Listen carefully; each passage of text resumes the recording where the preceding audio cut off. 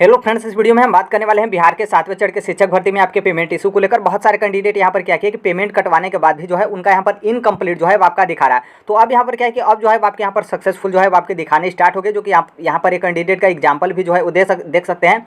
तो इसके बारे में हम यहाँ पर बात करेंगे। और बाकी यहाँ पर क्या है कि 2 से 3 बार जिन लोगों ने कटवाया है तो उनका कुछ लोगों का एक्सेप्ट हो गया, मतलब सक्सेसफुल हो गया है, और कुछ लोगों का अभी भी जो है आपके पेंडिंग जो है आपके यहाँ पर दिखा रहे हैं। तो जिन लोगों ने मतलब अधिक बार पेमेंट कटवाया तो उनका यहाँ पर रिफंड किस तरीके से होगा और क्या कुछ आपको करना पड़ेगा, उसके बारे में भी जो है हम यहाँ पर बात करने वाले हैं। तो सबसे पहले आप यहाँ पर एक कैंडिडेट का एग्जांपल जो है वो देख सकते हैं। इनका मतलब मानना यही है कि कोई जो है वो दोबारा पेमेंट नहीं करना, पहले वाला ही जो है आपके हो जाएंगे।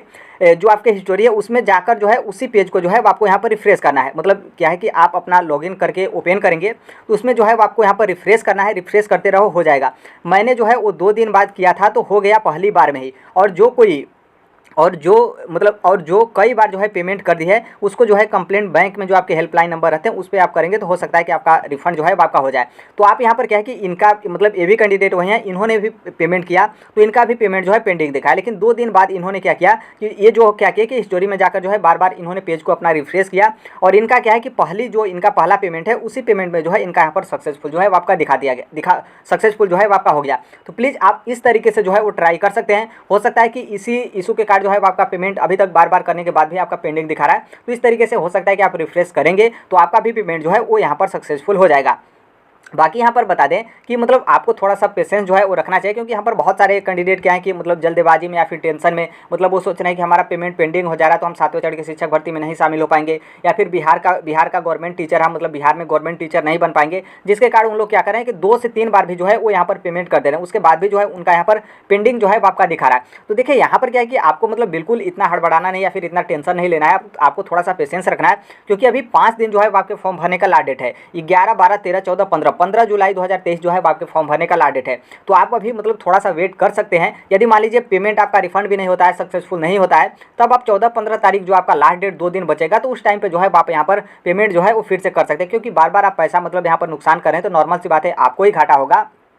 तो आप यहाँ पर थोड़ा सा वेट कर सकते हैं। बाकी इस तरीके से आप रिफ्रेश हो सकता है कि आप करें तो आपका भी इस तरीके से पेमेंट पेंडिंग हो तो आपका पैसा जो है आपका मतलब जो आपका पेंडिंग वाला पेमेंट हो इनकम्प्लीट वाला वो जो है आपका सक्सेसफुल हो जाएगा। क्योंकि देखिए ये जो आपका मतलब इनकम्प्लीट जो है आपका पेमेंट करने के बाद भी दिखा रहा है, पेमेंट करने के बाद भी जो है आपका पेमेंट वाला ऑप्शन खुला है। तो देखिए ये जो आपका रीजन है ना वो आपका सर्वर का इशू है, क्योंकि आप सभी लोग बताया कि सर्वर जो है आपके काफ़ी ज़्यादा इशू हैं। क्योंकि नॉर्मल सी बात है आप पेमेंट कर रहे हैं तो आपका पेमेंट किसी और के अकाउंट में या फिर किसी और के खाते में उड़कर नहीं चला जा रहा है।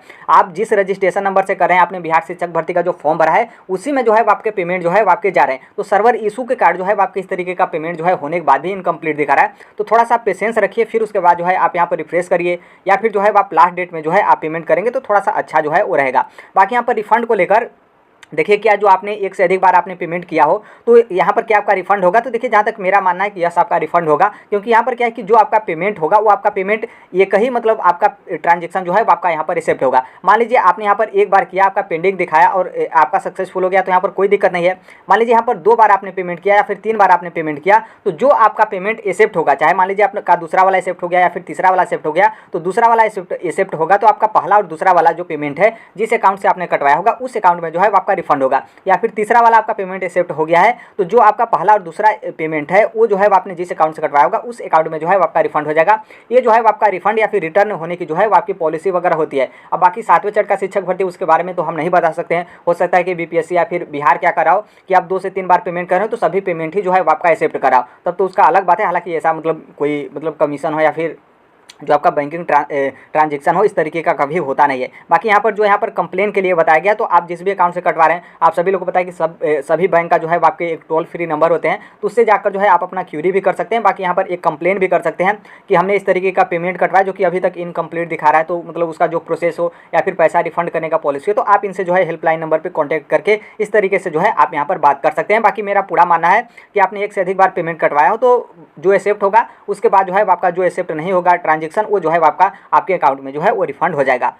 तो आई होप यहाँ जो आपका मामला है आपने समझ गया होगा। बहुत सारे यहाँ पर कैंडिडेट हैं तो थोड़ा सा उनको हेल्प जो है मिल जाता है, किस तरीके से हम करेंगे तो हो सकता है कि मेरा भी जो है यहाँ पर एक्सेप्ट हो जाए, क्योंकि इनका भी जो है 2 दिन तक जो है यहाँ पर इनका भी पेंडिंग दिखाया, उसके बाद जो है इन्होंने बार बार रिफ्रेश किया, उसके बाद जो है इनका पेमेंट जो है एक्सेप्ट जो है हो गया। तो आई होप आप यहाँ पर समझ गए होंगे। बाकी इसके अलावा बता दें आपका कोई डाउट वगैरह हो, क्योंकि अभी आपके फॉर्म सबमिट हो रहे हैं तो बहुत सारे कैंडिडेट का बहुत डाउट है, तो आप यहाँ पर टेलीग्राम से जुड़ सकते हैं। टेलीग्राम में बहुत सारे ऐसे कैंडिडेट हैं जो आपके डाउट को जो है क्लियर करेंगे, मतलब रिप्लाई जो है वो दे देंगे यदि आपके डाउट का सोल्यूशन वो जानते होंगे तब। बाकी जो आपका पीडीएफ और नोट्स है 7वें चरण के शिक्षक भर्ती को लेकर, तो जैसे आपका फॉर्म भरने का लास्ट डेट समाप्त हो जाता है सभी लोग फॉर्म अपना फाइनल सबमिट कर लेते हैं, फिर इसी टेलीग्राम चैनल पे जो है आपको पीडीएफ और नोट्स भी जो है वो शेयर करना स्टार्ट हो जाएगा, ताकि आपको एग्जाम में जो है यहाँ पर हेल्प मिले।